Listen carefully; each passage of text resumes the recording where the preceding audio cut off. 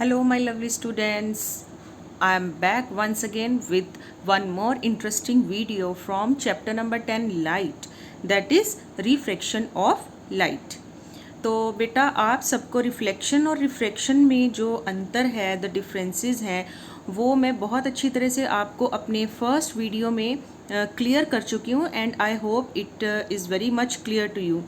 और अगर आपको दोबारा इसके बारे में अगर आप और अच्छी तरह से जानना चाहते हैं तो you can get back to that video. You will get all the information regarding the differences between reflection and refraction. तो चलिए इस वीडियो में आगे बढ़ते हैं हम. सबसे पहले हम बात करेंगे कि रिफ्रैक्शन में एक्चुअली ये जो फिज़िक्स का एक बहुत अच्छा बहुत इंटरेस्टिंग फिनोमिना है, ये किस तरह से काम करता है. एक्चुअली जो रिफ्रैक्शन होता है that is defined as the bending of light rays when light enters from one medium to another medium. बच्चों आप सबको पता है कि जो लाइट है it always travels in a straight line, straight path. But अगर in a particular medium, in a one medium, single medium, but अगर मीडियम बदल जाता है तो लाइट अपनी जो डायरेक्शन है वो स्ट्रेट ना आकर उसको चेंज कर देती है, बेंड हो जाती है. किस तरह से वो पूरा प्रोसीजर मैं आपको इन स्लाइड्स में दिखाऊंगी. तो आई होप आप बहुत अच्छी तरह से इसको समझेंगे. सबसे पहले we'll talk about the refraction through a rectangular glass slab. कांच की एक slab you can see here in this picture figure 10.10. यहाँ पर अगर आप इजीली देख पा रहे हैं इसको तो you will find a rectangular glass slab ABCD. आपके कन्वीनियंस के लिए मैंने इसको जूम इन किया है. ABCD is the rectangular glass slab. अब because this slab is made up of glass, तो ये जो ग्लास है, ये जो कांच है, इसका एक अपना अलग क्योंकि ये एक अलग मटेरियल है तो इसकी अपनी एक डेंसिटी भी होगी. ठीक है. Whereas on the other hand यहाँ पर अगर आप ये देखें तो यू कैन सी हेयर ये this is air and this is glass. I have two different media. मेरे पास दो अलग तरह के मीडिया हैं. One is air and another is glass. अब आपको पता है दो अलग अलग मीडियम हैं तो दोनों की जो डेंसिटी होगी वो सेम नहीं होगी. It will be different. Glass is much more denser than air. Air की डेंसिटी ग्लास की डेंसिटी से बहुत ज़्यादा कम होती है. तो ये जो डेंसिटी का डिफरेंस है उसी वजह से जो ये लाइट हमारी आ रही है एयर में से होते हुए it will just bend towards the normal. अभी यहाँ पर मुझे आपको हर एक चीज़ एक्सप्लेन करनी है. किस तरह से, ये देखिए यहाँ पर ये जो ग्लास स्लैब आप देख पा रहे हैं इसमें अगर हम लाइट की डायरेक्शन देखेंगे तो यू विल फाइंड, ये देखिए यहाँ से एक ये रे आ रही है from any source of light. May it be let it be sun. ये सन भी हो सकता है, ये कोई कैंडल भी हो सकती है. तो यहाँ से ये जो लाइट की रे आ रही है as soon as it enters from air into glass what happens. आप देख रहे हैं ये इसको स्ट्रेट इस तरह के एंगल से आना था बट ये इस तरह से स्ट्रेट ना आकर ये यहाँ से बेंड हो रही है. It is very much clear in the picture. तो आप यहाँ पर देख रहे हैं इसकी बेंडिंग हो गई है. This bending is called actually the refraction. तो हम यहाँ पर देख रहे हैं हमारी जो लाइट रे है वो बेंड हो गई है. ये देखिए once again I am trying to show you. यहाँ से ये इंसिडेंट हुई है और ये जो मीडियम है यहाँ पर दैट इज़ एयर. एयर से बेंड होने के बाद ये जो इंटरफेस है A B is the interface. Interface एक ऐसी प्लेस है, ऐसा पॉइंट है जहाँ पर दो मीडिया आपस में मिल रहे हैं. तो ये जो इंटरफेस ए बी है यहाँ पर जैसे ही ये स्ट्राइक करेगी तो ये अपना पाथ बेंड कर लेगी. अगर मैं इसी एंगल पर, इसी इंटरफेस पर एक नॉर्मल बनाती हूँ, परपेंडिकुलर बनाती हूँ. Normal is a perpendicular.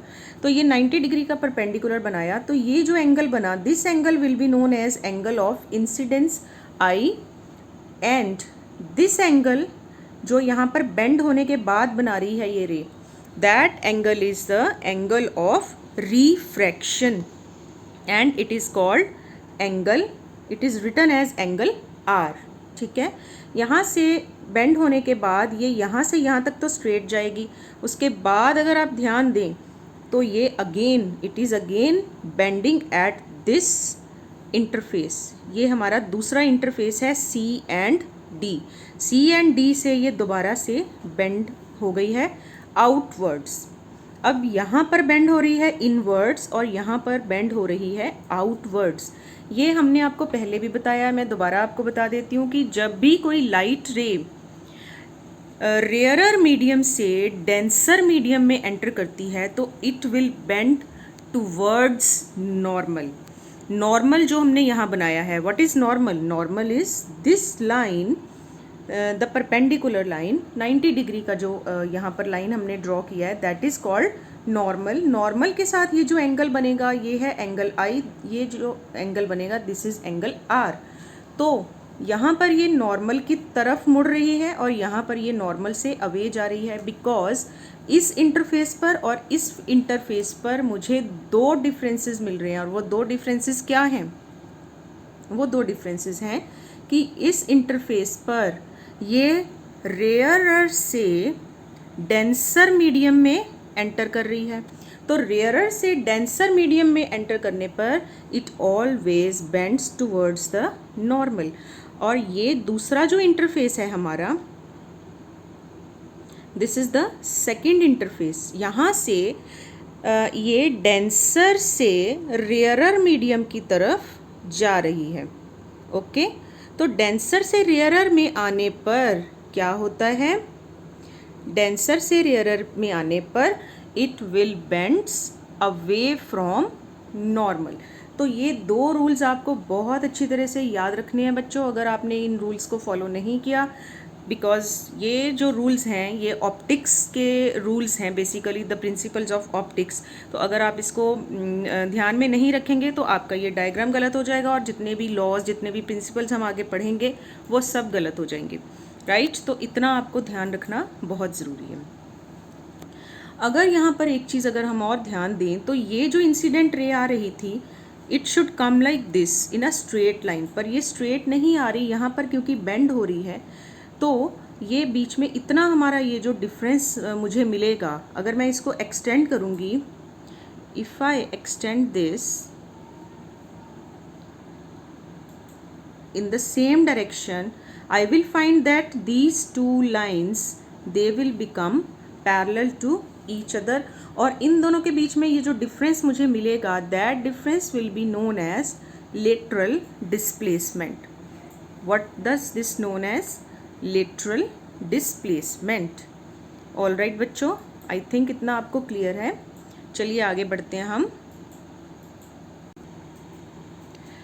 तो बच्चों मैं आपको बता रही थी कि ऐसी कोई कंडीशन होती है जिसमें कि एक मीडियम से दूसरे मीडियम में एंटर करने पर कभी भी रिफ्रैक्शन वाला प्रोसेस हमें नहीं दिखता। यस, और वो कंडीशन आपके सामने आप देख पा रहे हैं अपने इस फिगर में। अगर आप ध्यान से देखें, यहाँ पर मैंने लिखा है no refraction. What does that mean? No refraction is what? No refraction एक ऐसी कंडीशन है जिसमें कि बेंडिंग नहीं होती। और ये बेंडिंग होती क्यों है? बेंडिंग होती है जब दो अलग अलग मीडियम के डेंसिटी में डिफरेंस आ जाता है। तो यहाँ पर क्योंकि दोनों की डेंसिटी में डिफरेंस आप अंडरस्टैंड कर पा रहे हैं, that's why you will see that the ray as soon as it enters from one medium to another it just bends। तो इसी प्रोसेस को हम कह देते हैं रिफ्रैक्शन हो गया, और हम कह देते हैं कि वो जो रे है वो रिफ्रैक्ट हो गई। तो अब मैं आपको वो कंडीशन बताऊंगी जब एक मीडियम से दूसरे मीडियम में जाने पर कोई रिफ्रैक्शन नहीं होता, ज़ीरो रिफ्रैक्शन होता है। तो वो किस कंडीशन में हो सकता है? तो बच्चों वो ये जो आपके सामने आप देख पा रहे हैं, इस कंडीशन में ये पॉसिबिलिटी है कि अगर मेरी कोई भी इंसिडेंट रे इस तरह से 90 डिग्री बनाते हुए, 90 डिग्री का एंगल बनाते हुए, when angle I have 90 degrees of angle of incidence, then ये देखिए ये बिल्कुल स्ट्रेट नीचे से दूसरे ग्लास में एंटर कर रही है। सिमिलरली ग्लास से ये वापस एयर में आ जाएगी सेम 90 डिग्री का एंगल बनाते हुए। So this is the condition when we will find that there is no refraction or zero refraction. All right, चलिए आगे बढ़ते हैं। नेक्स्ट आप यहाँ पर एक पिक्चर में आपको दिखाने की कोशिश की गई है कि ये एक पेंसिल है which is actually put into the glass half filled with water. Half fill करने का मतलब ये है कि यहाँ पर आप रिफ्रैक्शन का प्रोसेस बहुत इजीली देख पाएँ। ये देखिए पेंसिल जो है half it is in air and half it is inside the water. तो जहाँ पर जो इंटरफेस है हमारा, जहाँ पर ये दो मीडिया आकर मिल रहे हैं, here this is the interface, यहाँ पर आप देख पा रहे हैं कि ये पेंसिल इस तरह से दिखाई दे रही है as if it has broken, जैसे कि ये टूट गई है बीच में। बट बच्चों ये टूटी नहीं है, it is actually the process of refraction which is just visible to us. तो क्योंकि ग्लास ट्रांसपेरेंट है, कांच का बना हुआ है, तो हम बहुत इजीली इस प्रोसेस को हम अपनी डेली लाइफ में भी देखते हैं, इजंट इट।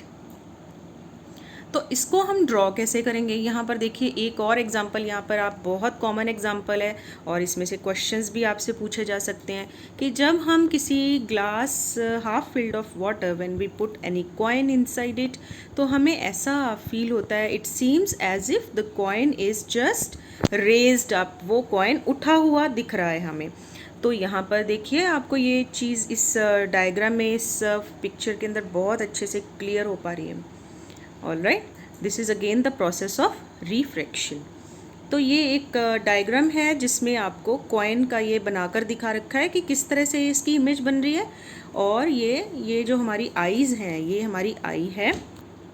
हम अगर हमें इसको ड्रॉ करना होगा तो हम कैसे ड्रॉ करेंगे, दिस इज़ आवर आई, और इस आई से हम इसको जो देख रहे हैं वो इस तरह से देख रहे हैं कि यहाँ से स्ट्रेट आने के बाद ये it just appears me as if this is the image of the coin, but actually what is the actual position of coin?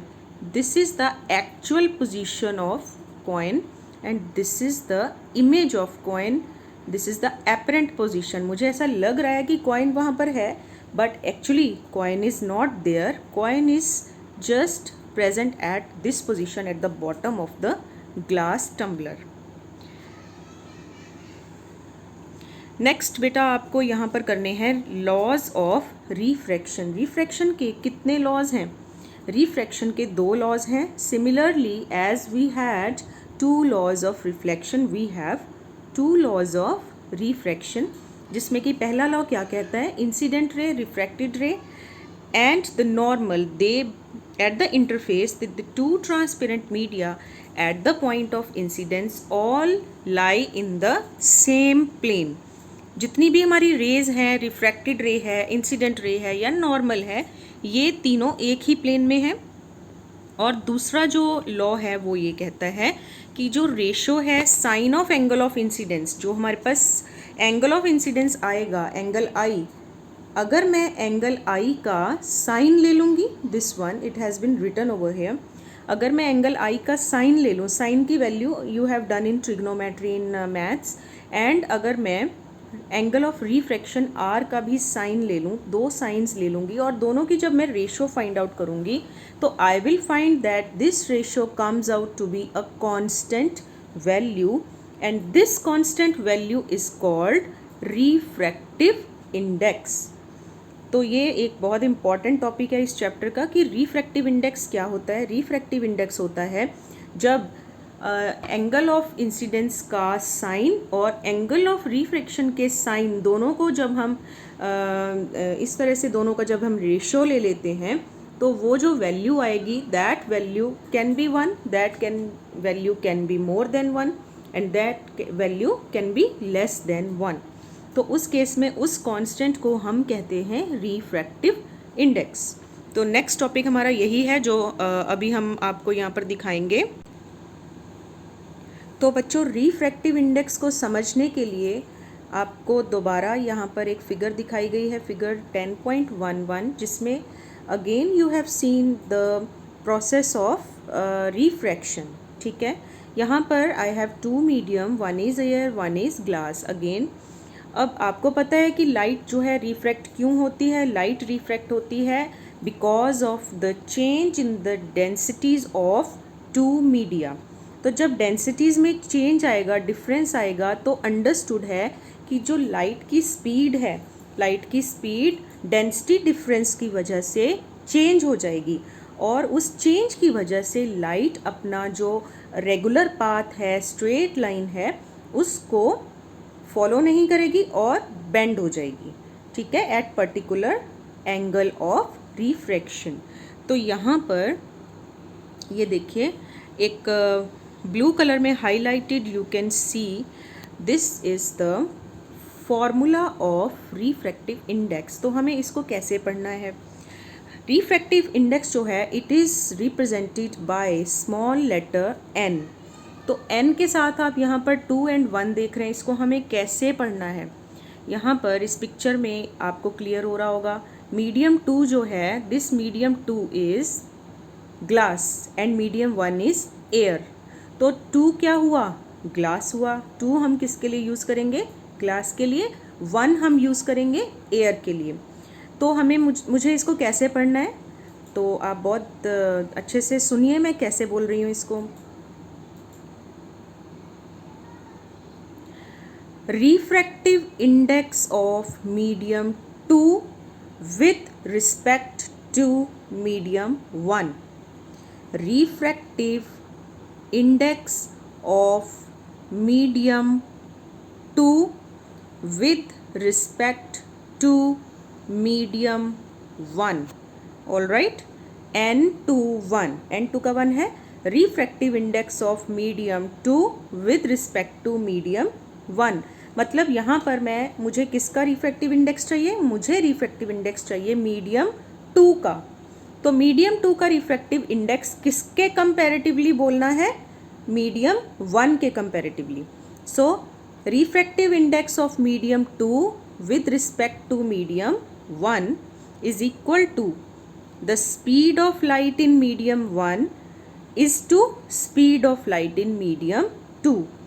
यानी कि जो आप मीडियम का फाइंड आउट करना चाहते हो रिफ्रैक्टिव इंडेक्स, उसको आपको ऑलवेज नीचे रखना है डिनोमिनेटर फॉर्म में, और जिसके कॉन्टेक्स्ट में, जिसके कंपैरिजन में हमें उसकी स्पीड देखनी है, उसको हमें ऊपर रखना है।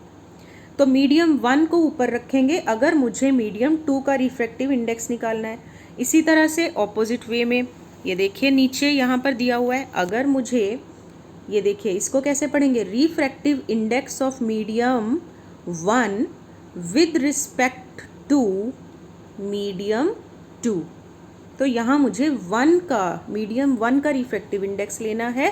किसके कॉन्टेक्स्ट में लेना है? मीडियम 2 के कॉन्टेक्स्ट में।